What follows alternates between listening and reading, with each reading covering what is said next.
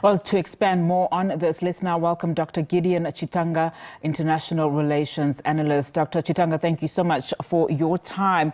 Just give us your reaction, I suppose, to these reports that suggest that a ceasefire in Lebanon between Hezbollah and Israel is imminent. I mean, Hezbollah had on previous occasion promised to stop fighting in Lebanon only if the war in Gaza ends.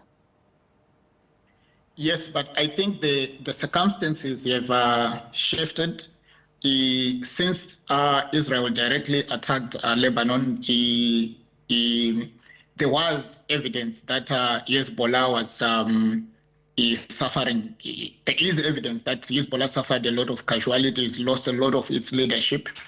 And I think under the circumstances, it's relatively weaker than what it was when it made that commitment that they would push the conflict as long as Gaza is still under attack. But also there is some intense effort, and President Biden referred to the fact that it could be that the conflict between Lebanon and Israel can be settled before, or at least a resolution or a meeting point can be found before a solution for Gaza. And I think this is what has happened. The French president has been quietly but very proactively involved, working closely with the US. And he has really taken what I would say something that is closer to non-partisanship, objectively speaking about what Israel is doing. And I think this is a view that represents an opinion that is shared by many of the Europeans.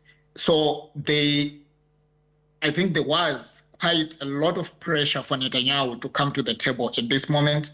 Political conditions and security conditions in Lebanon which pushed Hezbollah to seek, at least in the interim, an exit, considering the pressure that the Israeli military is exerting. And now we are at this point.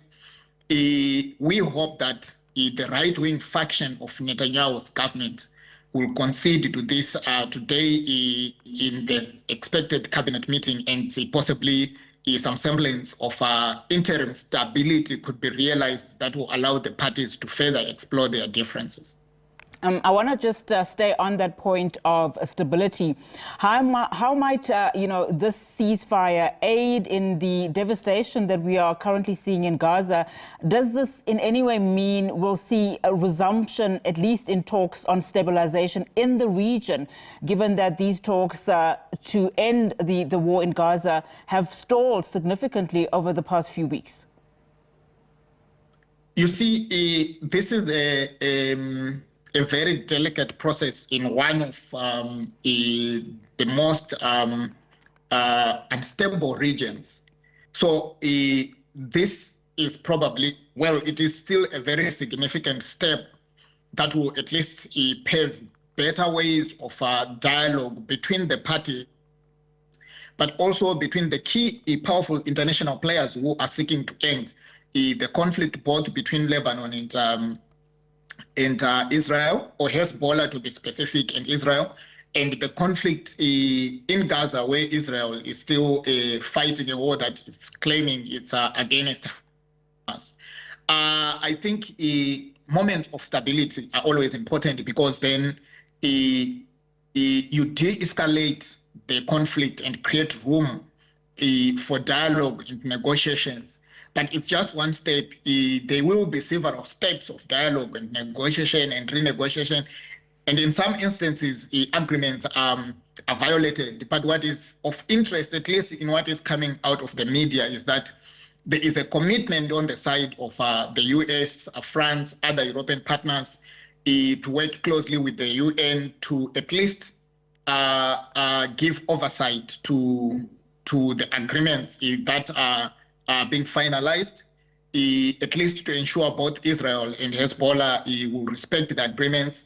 The second layer of this issue is that there is, I think, consensus to at least assist Lebanon as a sovereign state to build its own institutions, including military and security institutions, which then can be responsible for security. How that will take shape, given that Hezbollah has been so powerful, is a different issue. But for now, it's agreed that that's what should happen, and international partners will help to keep the security, at least between Lebanon and Israel. I think this will also give some momentum to finding ways of ending the conflict in Gaza, and that will allow at least Israel to stop the genocide that is happening. The ICC is also, I think, it's statement to say that Netanyahu and his former security minister and the former leader of Hamas, Taif, should be prosecuted. It's also a pressure points that are pushing these elites to at least seek an end. The key thing really is that these negotiations are providing Israel with a strategic off-ramp, which has never been clear in Netanyahu's strategy. So Israel also has room to seize these moments and then say, we pushed the war, we feel we have come to an end, and maybe at this point we've realized our goals. Yeah, and I'm glad you raised that point in as far as the ICC arrest warrants against the Prime Minister. I want to then talk on this. I mean, we know, of course, there's going to be a change of guard very soon in the United States. Will, in any way, if the reports are true, in fact, will Trump's win in any way likely to prolong these Gaza talks and provide even further uncertainty in what is happening there? Realistically, Trump has said that he does not want both the conflict in the Middle East and the conflict between Ukraine and Russia to continue. So he would prefer to start on a clean slate. Although there's a sense in which we say that Trump is very close to Netanyahu, and Netanyahu would prefer to deal with Trump. I think that there are a lot of pressing issues in the U.S. and Trump is praised to at least deal with the domestic issues. He has made grand promises about rebooting the U.S. economy. That would be very urgent. Getting this conflict resolved, if Biden can conclude his term, at least by making sure that the Middle East situation is sorted, it leaves Trump with the Ukraine and the Ukraine-Russia conflict. So I don't think that he would say, I wish this conflict should continue so that I can help you. I think at this moment, everyone wants peace. Although Netanyahu may think that in the short to medium term, you will have to face problems in Israel concerning his corruption trials, but I don't think he has much room to continue the conflict. Yeah. The Europeans are not keen to continue to back this position, considering how it is undermining international law. Absolutely. Dr. Chitanga, thank you so much for your time. Always a pleasure to have you on the show. Dr. Gideon Chitanga is an international relations analyst for us.